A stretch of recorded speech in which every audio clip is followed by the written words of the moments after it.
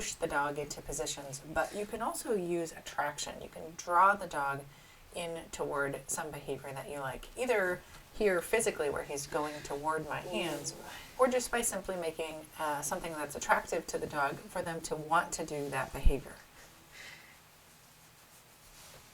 What I'm doing here with Peanut is called the more please signal. So I'm looking for a signal from him that says, I would like more of this.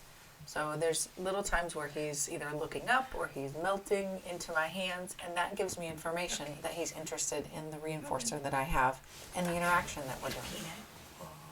So here I pet him, I move my hands down, he brings his body closer to that.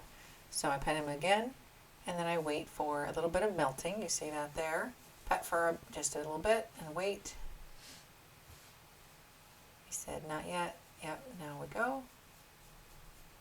Wait again. You see a very slight shift of his body there.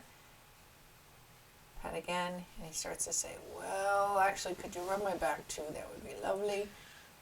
And essentially, as a dog trainer, there are two leadership styles you can have. And by leadership, I just mean affecting behavior so the dog will do what you want. The style could be using repulsion, so pushing the dog away from certain behaviors, or attraction. Think about it as the opposite sides of a magnet where you can draw something in or push something away. And I prefer to use attraction, where the dog is interested in working for the things that I have.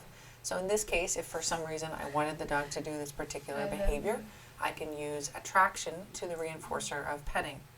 I can also use attraction to the reinforcer of treats or just attention from me.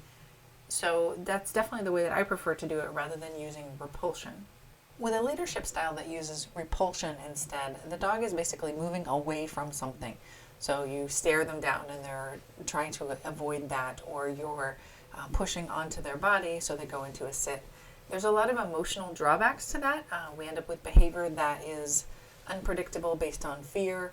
And since you can address pretty much any behavior problem that dogs have with attraction, there's really no need to use repulsion.